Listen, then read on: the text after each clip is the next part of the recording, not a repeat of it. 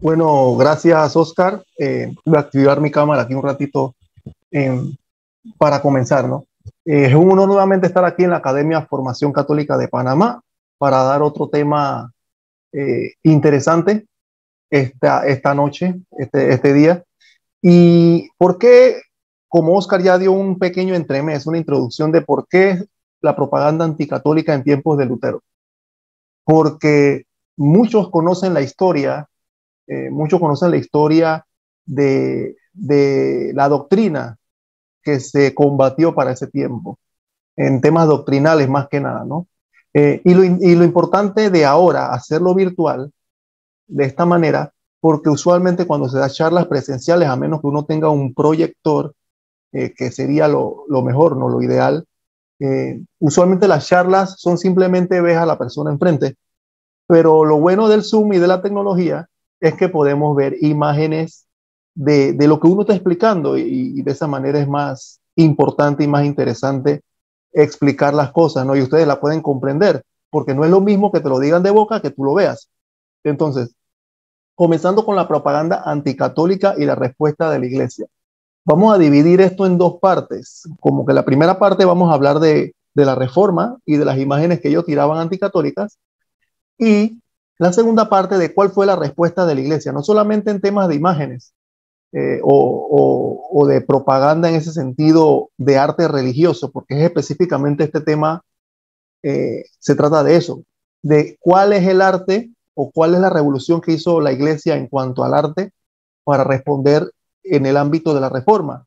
Porque hay diferentes formas de hablar de la revolución protestante, porque no me gusta llamar la reforma, no reformó nada, fue una revolución, porque tuvo mucho que ver no solo el aspecto doctrinal, sino que se aprovecharon los príncipes de algunos países, de algunas regiones, de algunos imperios, para que estaban enemistados con la iglesia, para aprovecharse de eso y hacer también una ruptura política, una ruptura social, y fue una forma en que comenzó a disminuir el cristianismo a nivel mundial, porque muchos piensan, no, pero si igual hay muchos cristianos en otros países, pero no recuerdo qué autor decía que si no fuese por Lutero y no fuese por la revuelta protestante, ya casi todo el planeta fuera católico.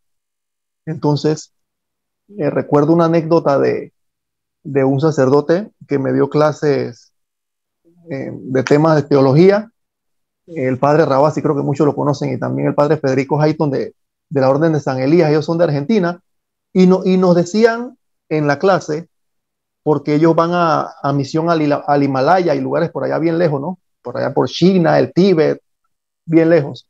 Y entonces ellos estaban por África y nos contaban una anécdota bastante interesante. ¿Y cuál es esa?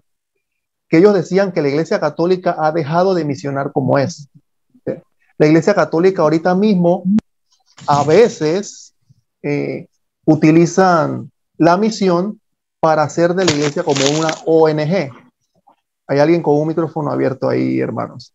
Eh, Oscar, si me ayuda, ¿sí? Excelente. Entonces, él decía que él veía algo interesante porque cuando estaba por África, que es un lugar donde el catolicismo está superándose bastante y están saliendo bastantes sacerdotes de allá en comparación con América y otros países, parece increíble, ¿no? En África están saliendo bastantes vocaciones. Él decía que cuando iba de misión por África, en esos lugares, esos pueblos bien metidos, donde ni siquiera se podía ir en un auto ni nada de eso, en esas tribus, eh, veía a misioneros católicos ayudando a los pobres, eh, dándoles comida, dándoles ropa, dándoles educación y que enseñándole, no sé, el abecedario, cosas por el estilo.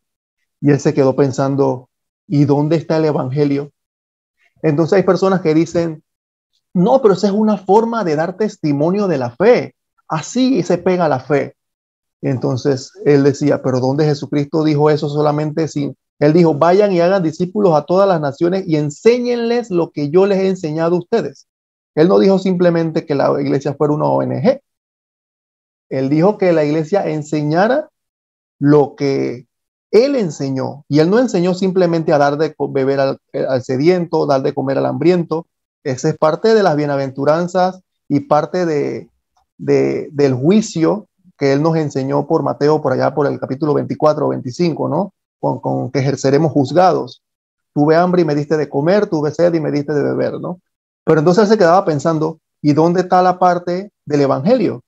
¿Y qué pasó? Adivinen qué pasó.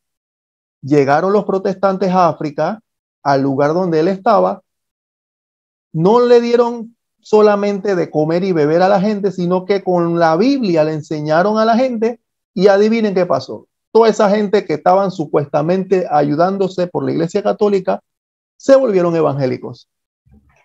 Y la gente se quejaba, pero ¿qué pasó? Estábamos ayudándolo. No que el ejemplo es testimonio. Entonces él le decía a la gente, pero qué parte que usted nunca abrió una Biblia y le enseñó lo que enseña nuestro Señor Jesucristo y la Santa Madre Iglesia, usted tuvo la culpa. Esa gente se le fue porque no abrieron una Biblia. Pues bien, en épocas de la Reforma Protestante pasó algo muy interesante. Y antes de comenzar con este tema, vamos a pasar a la siguiente lámina aquí. Eh, Propaganda anticatólica, ¿no? Aquí está. Cuando se dio la reforma, o la mal llamada reforma, la revolución protestante, se dio una expansión a nivel europeo brutal. Ustedes se pueden preguntar por qué. Vamos a hacer un poquito de resumen, ¿no? Un poquito de resumen porque lo próximo que viene son bastantes imágenes. ¿Por qué se dio la reforma? Yo sé que de repente alguien ha dado este tema acá en la academia, pero solamente para recordar. Lutero se revela en 1517. Termina su ruptura en 1521, 1523. 1521 para ser exacto. Pero ¿qué sucedió? La iglesia estaba pasando por una crisis. Bueno, ahorita estamos también en una crisis de fe y de moral, donde incluso hay líderes que están enseñando cosas raras. Por eso que ahorita es importante regirse por lo que dice nuestro catecismo, lo que ha enseñado siempre la iglesia, porque hay cosas raritas por ahí a veces. Igual hay buenos sacerdotes dando enseñanza y tratando de contrarrestar eso, ¿no? Pero ¿qué pasó para ese tiempo? Eso tiene su trasfondo. Lutero, un sacerdote agustino de la orden de San Agustín, se rebela contra la iglesia. Él va del lugar donde él está, en un convento, y lo mandan a Roma a hacer un mandado, como decimos en buen panameño, ¿no? Y cuando llega a Roma, ¿qué se encuentra? Desilusión, caos, mala vida, malas cosas. Los líderes, obispos, cardenales, etcétera, haciendo cosas indebidas. Entonces, eso tiene una razón de ser, porque muchos no ven la otra cara de la moneda, ¿no? No es simplemente para, como quien dice, ¿cómo diría la palabra? Justificar, porque eso es injustificable, que un líder o un miembro de liderazgo de la iglesia esté en malos términos. Pero ¿qué sucedió siglos antes? ¿Por qué la iglesia estaba en esa crisis? Siglos antes de 1500, un par de siglos antes, se había dado la peste negra en Europa. La peste negra había acabado con muchísimas personas en toda Europa. Muchos sacerdotes, obispos, etcétera, murieron por la peste negra. Lo estoy contando bastante rapidito, ¿no? Bien resumido. Como murieron muchas personas, cuando eso más o menos se controló, la iglesia ya no tenía quien sirviera, no había sacerdotes, no había obispos. Entonces, ¿qué sucedió? La iglesia tuvo que tomar sacerdotes o personas encaminadas a ser sacerdotes de donde había. Y en ese de donde había, por supuesto, hay personas que no tienen vocación, no todos son un Santo Tomás de Aquino o un San Juan Bosco, mi patrono, o una religiosa que entra no es una Santa Teresita del Niño Jesús o una Santa Madre Teresa de Calcuta. Entonces, como no había vocación en algunas personas, por supuesto, esos sacerdotes se convirtieron en obispos, esos obispos se convirtieron en cardenales, y con el pasar del tiempo, habían personas tanto buenas como personas que no tenían vocación siendo sacerdotes y obispos.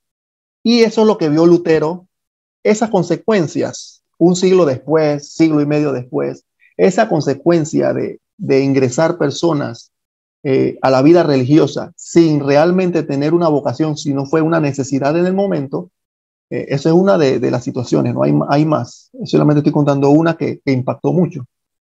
Una de las situaciones hizo que la iglesia tuviera esa crisis de fe y de moral. Lutero llega a Roma, ve que están eh, cobrando por indulgencias, pero no fue por orden del Papa ni por de los cardenales, simplemente fue por una persona llamada Tetzel que, que por querer recaudar mucho dinero para hacer nuevas obras en la basílica, que el Papa había dicho que daba indulgencia al que ayudara muy humildemente con la reconstrucción de la basílica y demás. Pero la iglesia nunca dijo que dando plata se saca a alguien del purgatorio ni nada por el estilo, pero esa persona se inventó por las calles y comenzó a predicar ese tipo de cosas. Lutero ve todo eso y se rebela contra la iglesia. Dice, la iglesia está mal, necesitan reformarse. Pero un detalle, siglo antes, ya los papas estaban comenzando a ver toda esa catástrofe y querían reformar la iglesia. Lutero se revela y aquí vemos por lo menos una expansión de lo que sucedió posteriormente. El área de Lutero en Alemania está en verde, se fue expandiendo el protestantismo de esa manera. En Inglaterra, cuando en 1534 se separó el rey Enrique VIII porque el Papa no le permitió divorciarse de su esposa legal, él quiso hacer lo que le dio la gana y él se autoproclamó Papa de la Iglesia de Inglaterra, rompió con Roma y ahí vemos en la parte de las Islas Británicas, ¿no? En Escocia, en Países Bajos y ese poco de puntito que ahí como ven, el protestantismo se fue expandiendo como si fuera un cáncer, como si fuera un cáncer. O sea, mire, el imperio católico que está de crema se iba achicando y achicando porque los otros iban creciendo de una manera vertiginosa. ¿Y por qué? Recuerden lo que dijo Lutero. Lutero dijo que cada uno puede interpretar la Biblia por su propia cuenta, no necesitan de papa, ni de sacerdote, ni de obispo. Así que cada campesino agarraba una Biblia y fundaba su propia secta y se iba expandiendo toda esa cosa por todos lados y bastante complicado, ¿no? Y así vemos cómo esto sucedió. Pero esto no sucedió simplemente así, porque ellos son los salvadores. Ellos fueron unos revolucionarios que aprovecharon el momento. Imperios y príncipes alemanes ayudaron a Lutero, así que se formó no solo en una revuelta religiosa, sino en una revuelta social. Aprovecharon el momento, ¿por qué? Porque los imperios tenían que pagar tributo a Roma.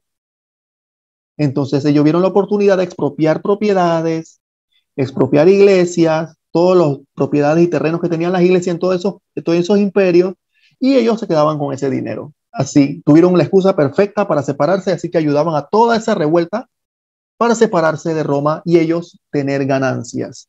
Tanto así, pueden decirme, ¿pero cómo es así? Bueno, esas iglesias en Inglaterra eran de la iglesia católica, donde están los anglicanos que celebran sus misas allá, donde está la reina Isabel y todo eso. Todas esas eran iglesias católicas, no eran iglesias de ellos.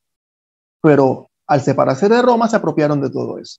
Lo mismo en Alemania, lo mismo en esos países de esos puntitos en Francia, todos los lugares protestantes de ahora que tienen basílicas enormes de más de 500 años, eran propiedad de la iglesia católica que se la tomaron, podemos decirlo en buen panameño, se lo robaron,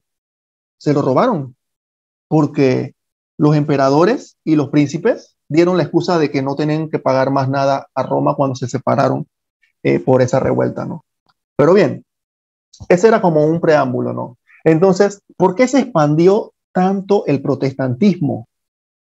¿Por qué razón un hombre como Lutero tuvo tanta fuerza con el dominio y la ayuda de los emperadores, los príncipes de varios de esos reinos? ¿Por qué? Porque recuerden que casi un siglo antes se inventó la imprenta. Así que comenzaron a repartir Biblias, imprimir Biblias sin permiso de la iglesia, imprimir panfletos y recuerden, como ahorita, las personas compran a veces algún artículo cuando ve una propaganda en televisión. Bueno, en ese tiempo, la propaganda anticatólica, que es el tema del día de hoy, abundaba y brutalmente. Entonces, esto es interesante porque a los que les gusta leer la Biblia pueden ver algo de lo que es las obras de la carne y las obras los frutos del Espíritu. Eso está en Gálatas capítulo 5, cuando el apóstol Pablo dice que las obras de la carne son división, rencillas, idolatría, y todo ese tipo de cosas malas, que es lo que trajo la revuelta protestante. Trajo rencillas, desunión, peleas, obras de la carne. ¿Y cuáles son los frutos del Espíritu? Mansedumbre, paz, todo lo que trae Dios, que Dios es amor, amor, unidad, quiere que todos los hombres se salven. Jesucristo dijo, quiero que todos sean uno como tú y yo, Padre, somos uno. El protestantismo no. El protestantismo no quieren que sean uno. Uno está en Inglaterra, el otro uno está en Ámsterdam, el otro uno era Lutero en Alemania, el otro era Calvino en Suiza, y así vamos, ¿no? Entonces, seguimos. Algunos papas que estuvieron al frente de esta rebelión protestante, fueron varios, pero voy a mencionar a tres. Comenzando con el Papa León X, Pablo III y Pío IV. El Papa León X emite la bula Exsurge Domine, pidiendo la retractación de 41 errores de Lutero entre las tesis. Este es muy importante aquí. Lutero puso unas 95 tesis contra la Iglesia Católica. Lo interesante es que muchos no han leído las 95 tesis, porque la Iglesia condenó 41. La Iglesia no condenó las 95. Eso significa que de las 95, 41 estaban en error grave y las otras no. Las otras la Iglesia tenía totalmente, no tenía ningún problema en aceptar de que esas cosas se podían arreglar. Pero bien, el Papa León X emite la bula donde le pide a Lutero que se retracte de sus errores. Manda a que le da 2 meses de plazo a Lutero para que se retracte, para que piensen, porque algunos no saben, no piensan de que no, que excomulgaron a Lutero de una vez. No, no, no.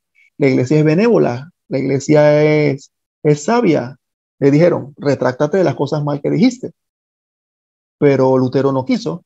Pasaron los 2 meses y el 10 de diciembre de 1520 Lutero quema la bula papal junto con otros libros de derecho canónico y de decretos papales.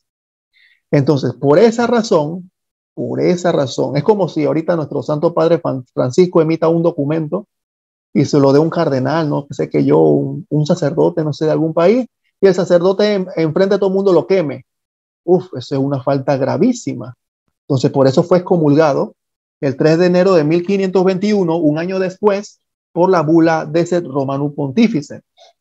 El Papa Pablo III, que está en el medio, durante su pontificado, el rey Enrique VIII se separa de la iglesia en 1534, así que también luchó contra esa rebelión protestante. Quiso convocar varios concilios entre 1536 y el 38 contra el protestantismo, pero no pudo porque los príncipes no ayudaban. Pero finalmente inició el concilio de Trento en 1545, ¿no? Entonces, lo interesante del Papa Pablo III, que también patrocinó el famoso pintor Miguel Ángel, a los que conocen de pintura, patrocinó al pintor Miguel Ángel en sus obras, y entre la más famosa está la Capilla Sixtina, que muchos conocen, donde está Dios tocando también con el dedo a un ser humano y todas las cosas, ¿no? Y la pintura del juicio final. Y Pío IV reanudó el concilio, llegó a los acuerdos dogmáticos, lanzó anatemas contra la herejía protestante y se encarga, manda a encargar la redacción de un catecismo que termine de concretarse con Pío V, San Pío V, su sucesor. Pero entre Pablo III y Pío IV hubo varios papas también allí, pero menciono estos tres porque fue muy importante, ¿no? El último lanzó los anatemas contra la herejía protestante. Para los que no saben, el protestantismo es una herejía. Bueno, ahora le llamamos el Concilio Vaticano II La iglesia nos manda a llamarlo hermanos separados en aras de la unidad, pero eso no significa que hayan dejado de llamarse herejía. O sea, porque ¿qué es una herejía? Es la negación pertinaz de una verdad de fe que ha de creerse con fe divina y católica. Con fe divina. O sea, un cristiano que diga que ya fue revelado por Dios que Jesús es Dios y alguien, un protestante diga, no, Jesús no es Dios. Pues eso es una herejía. Aunque no sepa que es una herejía, pero es una herejía. Eso no quita de que alguien ignore algo y no sea herejía. Que María es madre de Dios. Ellos dicen, ay, no, María no es madre de Dios. Eso es una herejía, porque ya está revelado por Dios y por la tradición y la Sagrada Escritura que María es madre de Dios. Y la iglesia lo proclamó hace tiempo, el cristianismo. Pero el protestantismo, al estar dividido, ellos no tienen un magisterio, entonces ellos creen lo que cada líder le enseña. No tienen algo infalible, ¿no? Entonces, seguimos con la bula. Aquí están las bulas contra Lutero. Esto es lo bueno de estar con la tecnología, ¿no? Porque imagínense dando una charla en vivo y sin una pantalla, de repente la gente dice, la bula contra Lutero, ajá, está bien. ¿Y cuál será? Bueno, ahí está. La bula que está a la izquierda es la Exsurge Domini del 15 de junio de 1520. Esa es la bula con que se condenó las 41 proposiciones de las 95 tesis de Lutero. Ahí está. Ahí está, a mano izquierda. Entonces, ¿cómo se hizo esas 41 condenaciones? Eso no fue de que el Papa se paró con el pie derecho y dijo, voy a condenar esas 41. No, la iglesia analizó, estudió con expertos de varias universidades, expertos eclesiásticos, y dijo, estas 41 preposiciones están mal. Entonces estudiaron sermones y escritos de Lutero desde 1511 a 1520, o sea, escritos de 9 años de Lutero para ver qué enseñaba él. ¿A dónde, en qué momento ese señor se desvió de la iglesia? Y esta bula, como le dije hace un rato, le daba a Lutero 2 meses para retractarse, que nunca pasó y después la quemó, ¿no? Como vemos. Entonces, la reacción de Roma, cuando él quemó esa bula, aquí está a la derecha, la otra bula de excomunión. Ahí la vemos, la bula de excomunión a Lutero, desde el Romanum Pontificat. Unos meses más tarde, después de esa excomunión, porque los herejes cuando están obstinados y cegados por el maligno, siguen insistentes en que ellos están bien cuando están mal. En la dieta de Worms de abril de 1521, o sea, un par de meses después de que le dieron la bula de excomunión a Lutero, se exigió a Lutero que se retractara nuevamente ante el emperador. Imagínese usted. O sea, el Lutero no fue excomulgado así de un solo pepazo en unos días. Primero le dieron una bula, la quemó, le dieron la bula de excomunión, no quiso hacer caso, se fue a la dieta de Worms en frente del emperador Carlos V y vuelve y le dicen, oiga, señor, ya deje de hacer necedades, retráctese de esas cosas que está haciendo mal. Y no quiso. Ahí donde trajo la famosa frase de, a no ser que se me desmienta por la escritura, por una razón evidente, yo soy prisionero en conciencia de la palabra de Dios. Eso dijo él. Lo interesante es que él tenía como doble personalidad, porque algunos me decían, pero ¿por qué no salió algún cardenal o alguien, un apologista de ese tiempo y lo refutó con la Biblia y ya se acabó este relajo? Porque él no quería nada de eso. Él quería simplemente ser un revolucionario y un desobediente a la iglesia. De nada valía que viniera no sé, alguien que conozcan ustedes ahorita, un padre Luis Toro y lo refutara con Biblia y lo dejara enfermo enfrente de todo el mundo, porque a él no le interesa eso. A él le interesaba era hacer su revuelta, porque él era un sacerdote, él tuvo formación, él no era ningún ignorante. Muchos dicen, ah, no, pero es que él vio cosas. Él tuvo cuántos años de sacerdote antes de ver lo que vio en Roma. Él todo eso ya lo había visto. Él no decía nada en contra de eso. Incluso hay un documento que él mismo dice, yo no impugno lo que ha sucedido, yo impugno es la doctrina del papado y la Eucaristía. O sea, él decía eso. Él no le cabía en la cabeza ni la Eucaristía ni la obediencia al Papa. Pero ese es otro tema, ¿no? Pues bien, ¿qué sucedió con esta bula? Bueno, Lutero finalmente llegó a ser excomulgado y después de allí, rabiosamente, atacaba a la iglesia con todos sus secuaces. rabiosamente, sí, como un perro rabioso. Lo excomulgaron y ese fue el detonante para que se desatara todas las maledicencias, palabras groseras contra el Papa, contra los sacerdotes. O sea, era increíble las cosas. Si ustedes leen los libros de Lutero, hay algunos que están en inglés. Si ustedes leen los libros de Lutero, van a ver lo que salía de su boca no era nada bueno. Puras blasfemias, cosas feas, horribles, horribles. No puedo ni repetirlas. Ajá. Entonces, propaganda anticatólica. Los secuaces de Lutero y los demás revolucionarios protestantes, para expandir el odio hacia la Iglesia Católica, utilizaban panfletos en las calles, en los momentos de prédica, en los lugares donde ellos estaban predicando. Entonces, esa es la forma. Yo le decía en una charla parecida a esta a un hermano, le decía a los hermanos que esto es parecido. Recuerden que el cristianismo es una familia, la Iglesia Católica es nuestra madre, o por decirlo así, es la esposa de Cristo, ¿no? La esposa de Cristo. El cristianismo es como si fuera tu esposa, por decirlo así. ¿Cuál es la mejor forma de que alguien deje a su pareja? Metiéndole calumnias a la otra pareja. Entonces, si Dios es amor, esta forma de predicar y de meter cizaña no es parte de lo que Dios enseñó, Dios encarnado aquí en la tierra, que es nuestro Señor Jesucristo.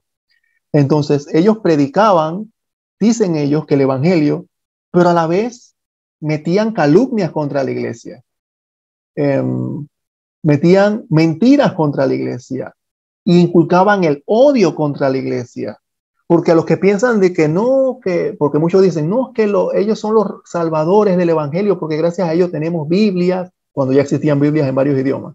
Ya tenemos Biblias y ahora los pueblos pueden leer Biblia. Bueno, ahora por todo mundo leer Biblia, miren lo que ha pasado.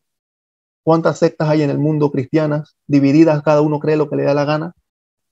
Pero esto es lo que ellos promulgaban. Miren esta imagen.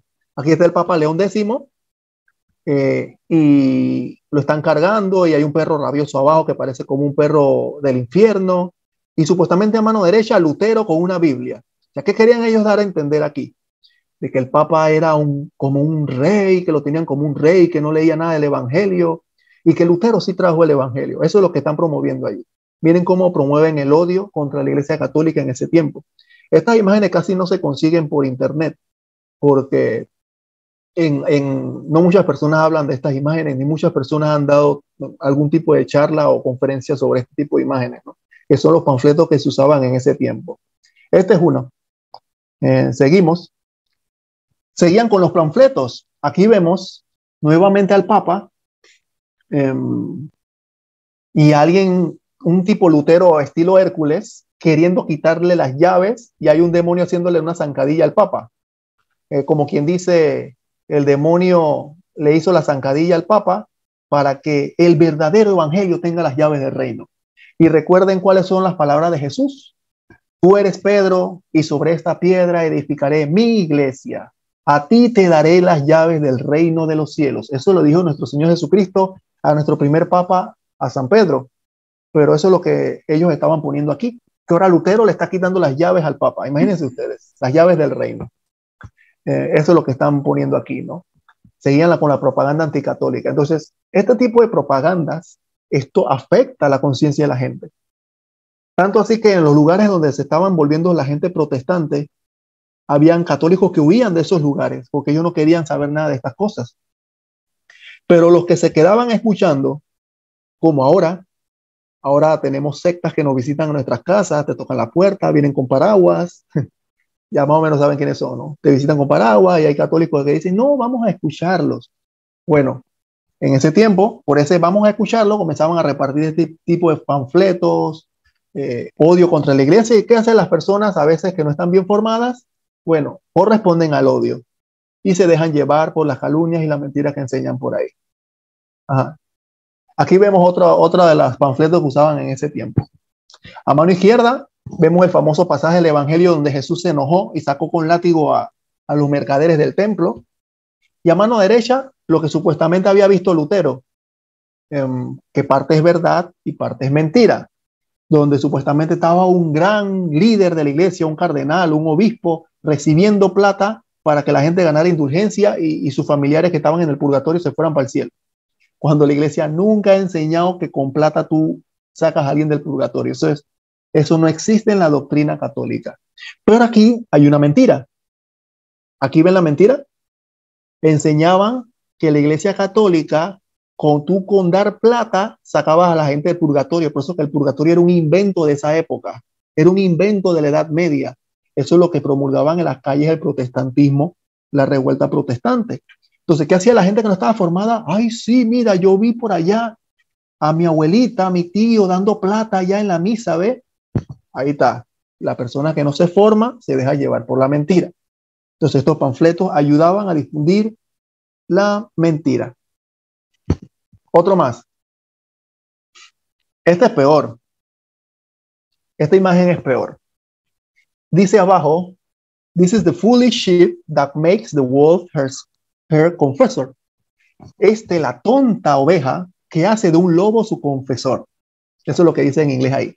La oveja tonta que hace de un lobo su confesor. Y ponen a un sacerdote con una imagen como si fuera un lobo feroz. O sea, eso es lo que enseñaban por las calles del protestantismo. Algunas personas. Y miren lo interesante. Si ustedes prestan atención, está en el piso un rosario, una cruz y una Biblia. Y la mujer tiene una bolsita de dinero abajo en el piso. ¿Qué significa? Que querían enseñar la revuelta protestante con este afiche? Que los sacerdotes eran unos lobos hambrientos de dinero, que no les interesaba ni el rosario, ni la cruz, ni la Biblia, ni el evangelio, y que simplemente estaban allí para ganarse plata. Eso es lo que enseñaban ahí. Vuelvo y repito. Y entonces las personas que veían esos folletos por las calles se convencían. Entonces ahora pueden ver por qué razón el protestantismo avanzó tanto. Porque leyéndote la Biblia, las personas no caen tan fácil leyendo una Biblia. O sea, tienes que tener algo visual que te motive a causar un odio hacia la Iglesia Católica. Y eso es lo que pasaba también a la par en ese momento. Muchos no saben eso. Seguimos. Aquí vemos otro. Miren el ejemplo. A mano izquierda, ellos, los protestantes, muy bonitos. Eso es lo que ellos querían dar a entender, ¿no? Ellos muy pulcros, bien sentaditos, bien vestiditos, escuchando el sermón de Lutero, de Calvino, de ellos, todo escuchando atento la palabra de Dios. Bueno, eso no es nada nuevo. Ahorita usted va a una iglesia antes de comenzar la misa y la gente está en desorden y hablando, en vez de estar en una iglesia callados, ¿no? Y cuando ustedes ven de repente esos programas de evangélicos, que está esa iglesia llenísima escuchando, porque la gente tiene hambre de la palabra de Dios, pero nosotros mismos tenemos la culpa de que no le damos la palabra de Dios a la gente. Miren el ejemplo del sacerdote, que la anécdota que nos dio allá en África. Tanto que le dieron comida, tanto que le dieron bebida, tanto que lo vistieron a esa gente en África, vinieron los evangélicos a enseñarle de Biblia y se fueron con ellos. Ajá. Eso es lo que necesita el pueblo, escuchar la palabra de Dios. Pero ¿qué enseñaban ellos en ese tiempo?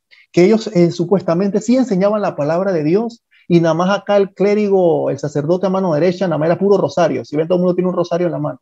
Ellos nada más son puros rosarios, son marianos, lo que nos dicen ahora. El católico nada más es mariano, nada más es María, María, María, María, pero no saben nada del evangelio. No saben nada. Eso es lo que ellos daban a entender con estos panfletos. Entonces le daban los panfletos a la gente y le decían, miren, ¿no es esto lo que pasa en tu iglesia? Vente con nosotros. Nosotros sí te vamos a dar el verdadero evangelio. ¿Qué es eso de estar contando ahí, repitiendo cosas? Bueno, esas imágenes hablan más que 1000 palabras. ¿Qué más? Peor. ¿De dónde creen que vino cuando las sectas dicen que el Papa es la bestia, la gran Babilonia? Bueno, viene desde esa época, ¿no? Entonces, ahí dice en latín ego sum papa, que en español quiere decir yo soy el papa, así bien altanero, ¿no? Y el papa lo tienen vestido como si fuera un diablo, como una bestia del Apocalipsis, que desde esa época Lutero comenzó a decir que el papa era el anticristo y todo lo demás, ¿no? O sea, ven una persona ahí con un báculo, con una capa y todo lo demás. Así veían al papa en esa época, así lo veían. Y así difundían los panfletos a la gente para que siguiera alimentando ese odio contra la Iglesia Católica, contra el Papa, contra los obispos, contra los cardenales. Muy lastimoso todo eso en realidad. Eso de verdad ha sido muy lastimoso, ¿no? Entonces, aquí vemos otro más. Aquí ya se pasan ya están pasados, ¿no? Eso está bastante fuerte y pasado. Ahí hacen ver que un sacerdote está con una mujer en la cama y ahí con una espada y todo eso, ¿no? Es bastante feo lo que sucedía en ese tiempo. Para que los que piensan que simplemente fue guerra doctrinal de versículos bíblicos, no, no, no, no. El protestantismo se expandió por confundir a la gente e impartir odio en las calles. Así es que la gente rechazaba a la iglesia, porque decían, oye, es verdad, el sacerdote de mi esquina hace eso. Así, me voy con ustedes. Ajá. ¿Qué más pasaba? Esta es una iglesia en Europa.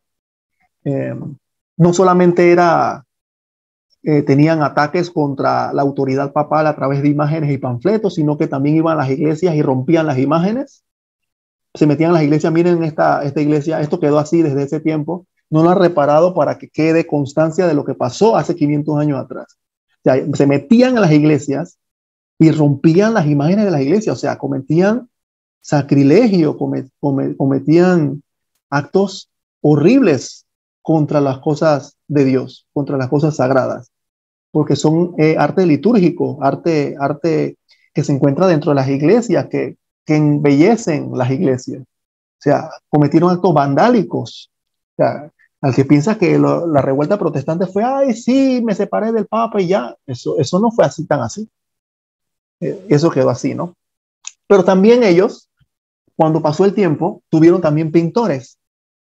Tuvieron pintores, ellos también tienen pintura, para los que no creen que ellos tienen algún tipo de doctrina de pintura. Aquí está una pintura de uno de los pintores protestantes, ¿no? De esa época, de los años posteriores a la reforma de Lutero o a la revolución de Lutero. Lo interesante de esta pintura que yo les decía a unos hermanos es que como que no transmite, porque conocemos pintura de Leonardo da Vinci, La Última Cena y cosas así, se ven como alegres, se ven brillantes, se ven con alegría, pero estas pinturas están sombrías. Este es el famoso pasaje del Evangelio cuando Jesús resucita y le dice a María Magdalena, no me toques, que todavía no he subido al Padre. Pero se ve bastante sombría la pintura, ¿no? Y hay otras más que tenía por ahí, pero por cuestiones de tiempo no lo puedo pasar, ¿no? Pues bien, ajá. Entonces se pueden preguntar, ¿en esta época todavía hay gente que difunde odio contra la Iglesia Católica? Pues bien, claro que sí. El que dice que no sabemos en qué mundo vive. Así como el protestantismo en esa época impartía odio contra la Iglesia, así lo hacen sectas ahora en nuestro tiempo que nos visitan en las casas y las personas lo reciben como si nada. La gente dice, ay, sí, voy a leer una revista. Aquí está. Ajá. Ya, las atalayas. Las atalayas pertenecen a la organización Watchtower de los Testigos de Jehová. Sí, los que nos visitan con paraguas y todo eso, ¿no? Ellos tienen muchas atalayas, muchas revistas, pero disimuladamente comienzan a atacar a la iglesia. No es como antes, como esas imágenes feas, ¿no? Aunque hay una imagen fea aquí, pero ellos lo hacen sutilmente, o sea, como que la gente no se dé cuenta, porque ellos te visitan en la casa y te dicen, ay, sí, ten esta revista, léela. Y la gente, ay, sí, tiene cosas científicas interesantes. Por ejemplo, esta del 15 de abril del 89, Babilonia la Grande y sus ramerías. O sea, hay lo que dice allá adentro, atacan a la Iglesia Católica, que la Iglesia Católica es la Gran Babilonia, que es la ramera del Apocalipsis, y miren la foto, como si fueran unos reyes y uno que parece un medio obispo de la época medieval, y ponen a Hitler riéndose al final, y otro soldado por acá adelante, y la mujer prácticamente es la iglesia.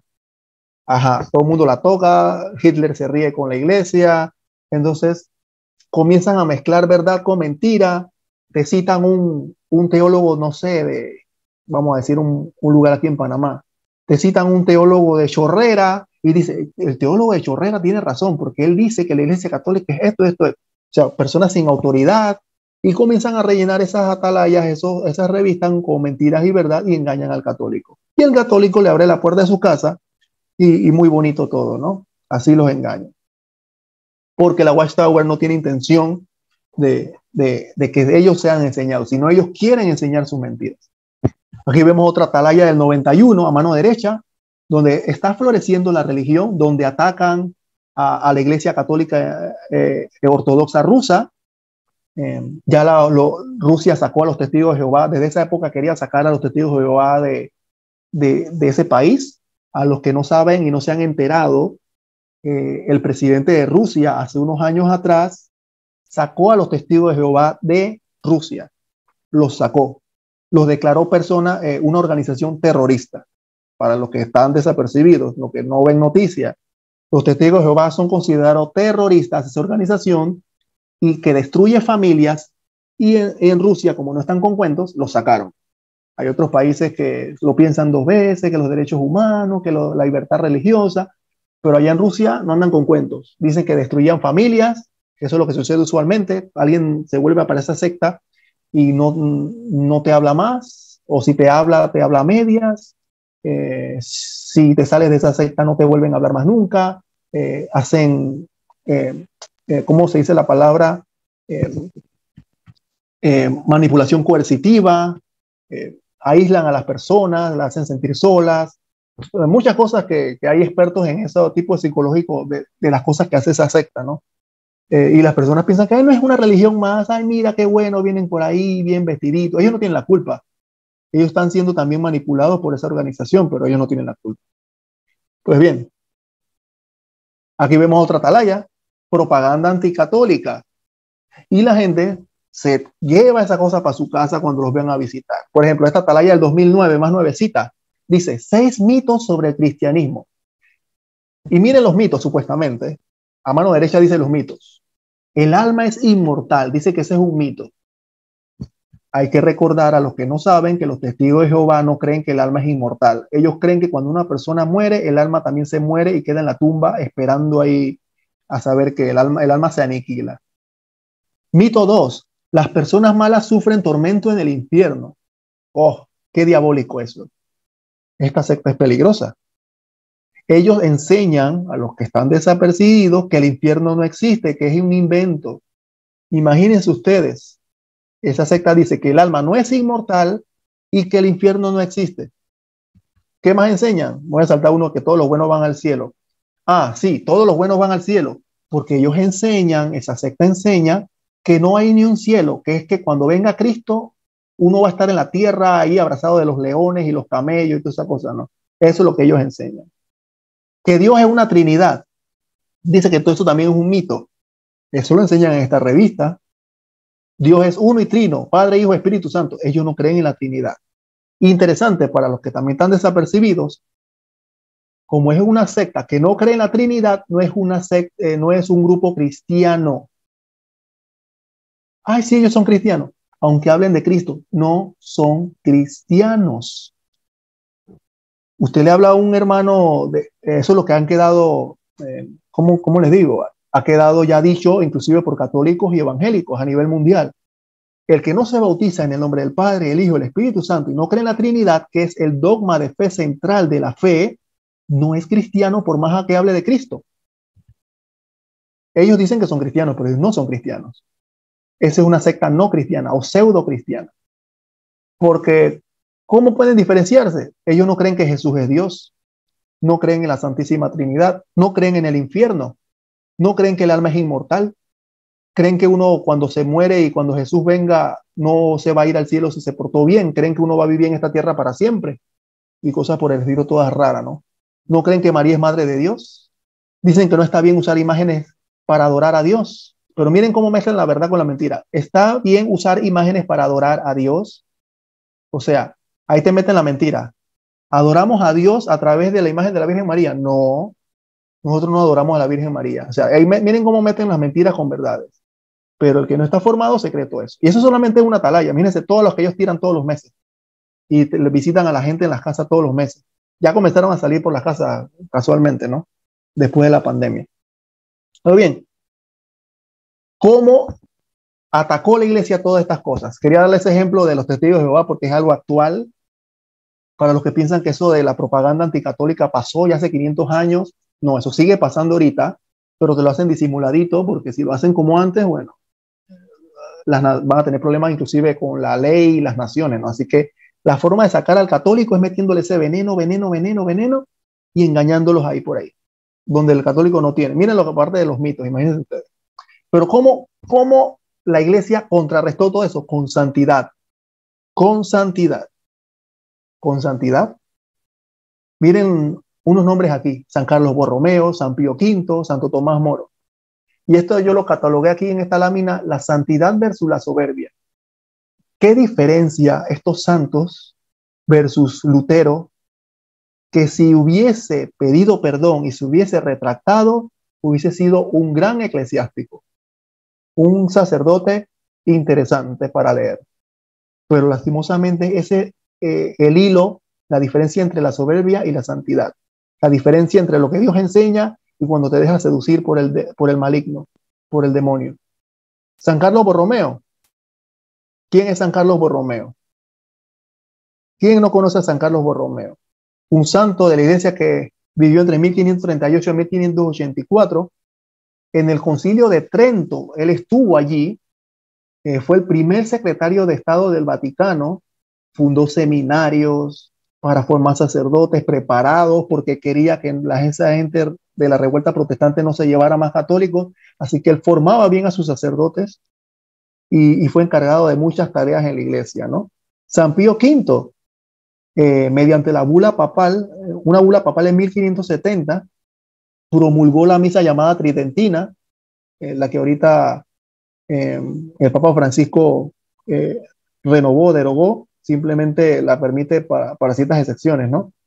Hizo reformas en el Vaticano, al clero, a los obispos. Así que lo que la iglesia quería hacer desde antes que Lutero quisiera hacer su revuelta, ya lo estaba haciendo. Lo único que no tenía el empuje suficiente. Y el Papa San Pío V fue el que terminó de esclarecer y promulgar el catecismo romano de Trento por todos lados, ¿no? Eh, Promulgó la misa gregoriana, como les dije, hizo reformas e inclusive hizo reformas hasta en los ciudadanos de Roma, porque recuerden lo que les dije que en Roma cuando Lutero llegó vio cosas muy malas.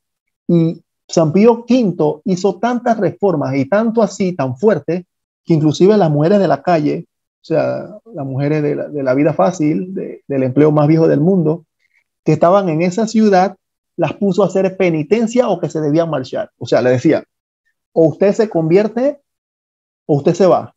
Eso es lo que decía San Pío V de las mujeres de la calle, de las mujeres fáciles de la calle. O usted se convierte o se va. ¿Qué decir de Santo Tomás Moro, que estaba para la época de cuando el rey Enrique VIII de Inglaterra se separó de la iglesia? Como él no quiso seguir al rey Enrique, el rey Enrique le dijo que lo siguiera. Como él no quiso, él dijo que él no iba a desobedecer al Papa de Roma ni nada de eso. Lo mató, le cortó la cabeza. Otro santo que nunca dio su brazo a torcer de lo que Jesucristo enseñó. Jesucristo dijo, yo estaré con ustedes todos los días hasta el fin del mundo. Él alimenta y cuida a la iglesia, como dice Efesios capítulo 5. O sea, todo eso lo sabían estos santos y no claudicaron ante tantas cosas que pasaban en ese momento. Ellos fueron una efusión de santidad y de frescura para la iglesia. ¿Quién más? San Felipe Neri. ¿Qué hablar de San Felipe Neri? Que fue el fundador de la Congregación del Oratorio, hizo muchos milagros, tenía hasta éxtasis. Hay testimonios de que él hizo curaciones a través de la intercesión de la Virgen María. O sea, a la misma vez que Lutero y toda esa gente estaba con la revuelta protestante y se estaban separando de esas sectas más y más y más, como vimos en el mapa, aquí habían santos que estaban dando su ayuda a la iglesia, su aporte a la iglesia. Ellos no se quedaban de brazos cruzados. Ellos decían, esta gente está predicando cosas raras contra la iglesia. Vamos a contrarrestarlo con oración, con formación, que la gente se forme. Y por supuesto Dios recompensa eso. Miren cómo la fama de santidad de San Felipe Neri, Santa Teresa del Niño Jesús o San Ignacio de Loyola, fundadores de los jesuitas. Miren cómo Dios contesta. Lutero se rebelan más personas, pero a la misma vez Dios va sacando luces, el Espíritu Santo va sacando luces en personas ilustres en cada sector de la iglesia para que siga iluminando esa iglesia. Por eso Él dijo que yo estaré con ustedes todos los días hasta el fin del mundo. Bueno, esa es la prueba, porque si Dios hubiese dejado a la soberbia y a la revolución protestante hacer lo que quisieran, no hubiesen salido estos santos a contrarrestar todo esto. La iglesia se hubiera terminado, pero ahí donde vemos que la iglesia es obra de Dios, no es obra humana, porque todas estas personas ayudaron a la iglesia a desarrollarse, a llevar mejor vida de oración, a la gente que estuviera más formada, a los seminarios, los obispos, cardenales, hasta el mismo papa. Muy interesante. Y por supuesto, quise ponerle esto. Así mismo como ponían propaganda anticatólica, bueno, ahí también salía uno que otro católico peleón y también hacía su panfleto, ¿no? Ahí ponía como un Lutero con un demonio atrás hablándole al oído, eso es lo que quería decir, ¿no? Le decían a los católicos, ah, sí, Lutero trae este poco de propaganda y esa gente trae ese poco de propaganda contra el Papa. Bueno, aquí, Lutero es un demonio que le está hablando el demonio al oído, así que no le hagan caso a ese loco. Bueno, así prácticamente quiso decir eso, el peleón que hacía esos panfletos también contra el protestantismo, ¿no? Hay algunos que no se dejaban tampoco eh, eh, doblegar sobre eso. Pero ¿qué más? Porque esta época tiene que ver con el arte que le estaba mencionando, ¿no? Así como había propaganda anticatólica, ¿qué sucedió en el Concilio de Trento, Wes? Pues bien, antes del Concilio de Trento, las imágenes religiosas eran de la época del Renacimiento. Parte de eso estuvo Leonardo da Vinci, todo eso, ¿no? Perdón. Entonces, esas imágenes no transmitían lo que en realidad la iglesia enseñaba. Eran como muy a la idea de lo que el autor quería hacer, lo que el pintor quería escribir, lo que el pintor quería transmitir, lo que el pintor quería dibujar, era lo que se ponía.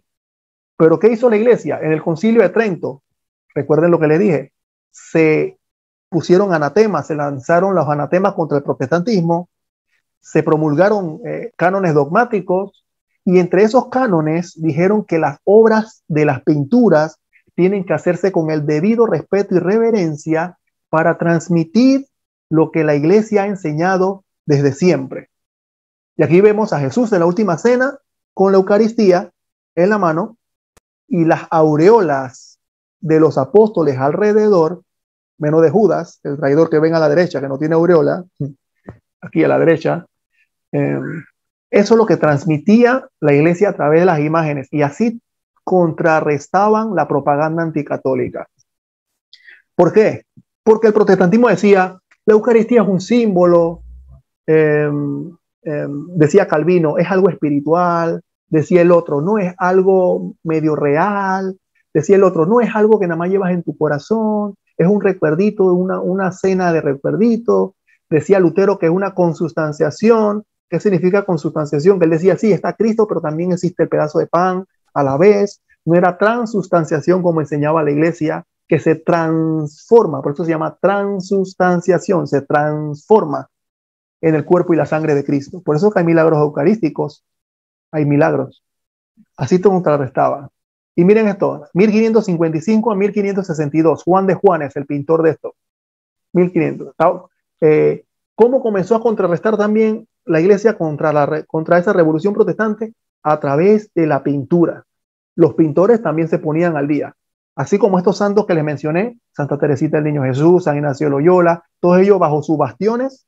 Bueno, los pintores también se pusieron en los pantalones y comenzaron a pintar cosas que enseña la iglesia para que la gente aprendiera visualmente, que es lo que estamos haciendo ahora, visualmente, que se aprende mejor todo visualmente contra esas cosas malas que les ponían los protestantes en los panfletos, lo que realmente enseñaba la iglesia y no lo que esos protestantes mentían y calumniaban y decían cosas falsas.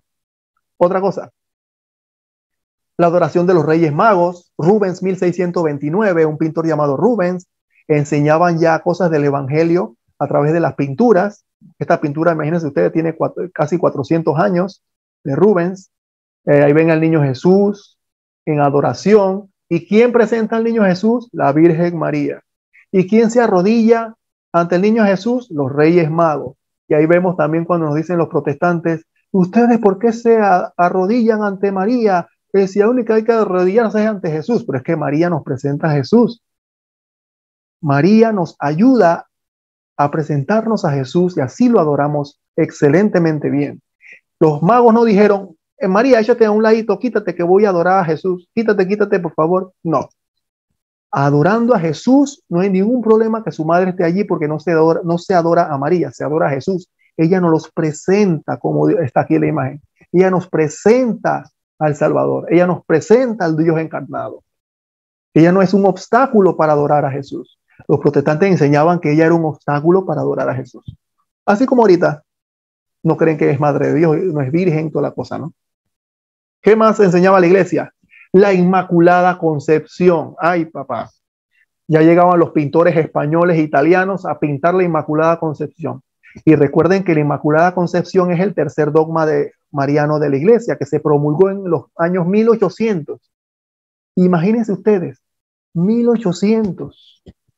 Pero aquí vemos una pintura de la Inmaculada Concepción en los 1600. Aquí derrumba, solamente con una pintura se derrumba el mito de que lo de la Inmaculada Concepción es un invento de la Iglesia Católica en el año 1800, ese dogma. Bueno, 200 años antes, los pintores ya lo pintaban porque ya enseñaba, la Iglesia siempre ha enseñado eso desde hace muchos siglos. Y ahí está, pisando la cabeza de la serpiente, una mujer vestida de sol con la luna bajo sus pies, Apocalipsis 12. Ahí vemos lo que el protestantismo negaba. Los pintores venían a la caballería contra el protestantismo a través de la pintura. Otra más, la Asunción de la Virgen María. ¿Qué es lo que dicen nuestros hermanos que escuchan a veces por ahí? Acabamos de celebrar el dogma de la Asunción, lo acabamos de celebrar. La Virgen María fue asunta en cuerpo y alma al cielo por nuestro Señor Jesucristo. ¿Qué nos dicen los hermanos no católicos? Eso es un invento del Papa Pío XII en 1950, de hace 50 años atrás, 60 años atrás. ¿Qué va?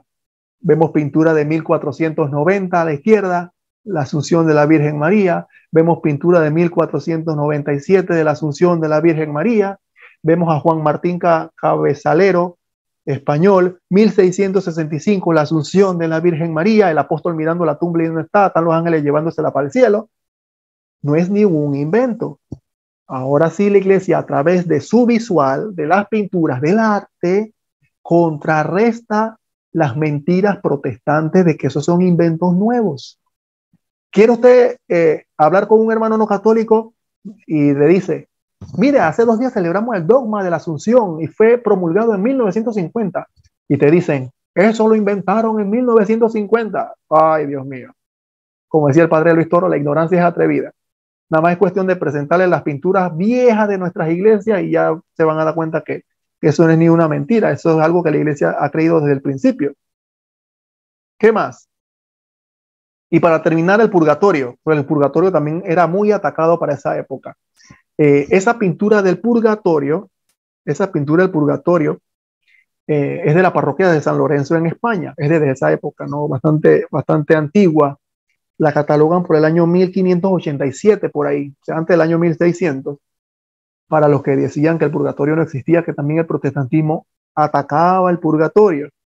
Pero bueno, ahí ven en la parte de arriba, si se fijan bien, no creo que la pueda ampliar, Si se fijan bien, en la parte superior se ve la corte celestial de una pintura tipo Leonardo da Vinci, pero tiene cosas diferentes, Se ve Cristo resucitado, se ve Dios Padre, se ve el Espíritu Santo, la Trinidad, pues se ve la Trinidad. Se ve la corte celestial, se vuelve a ver a Pedro ahí, el primer papa. Se ve a San Lorenzo también ahí, San Lorenzo el patrono de esa parroquia. Y ese retablo fue renovado en 1677. Y cuando se renovó se pudo encontrar esa fecha de verificación que era del año 1500. Entonces la iglesia y los pintores trataron de contrarrestar el protestantismo a través de imágenes también, pero de imágenes coherentes, de lo que enseñaba la iglesia en realidad. Y así las personas agarraban más respeto, más amor a la iglesia, estaban firmes en la fe. Y esto es una manera visual de ayudarnos en este camino de formación, ¿no? Porque así nuestros hermanos se formaron con esas visuales de las iglesias, todo eso arte religioso y demás, que nos ayudan a conocer nuestra fe con mayor perfección, con mayor plenitud. Así que bueno, con esto termino la exposición. Cualquier consulta.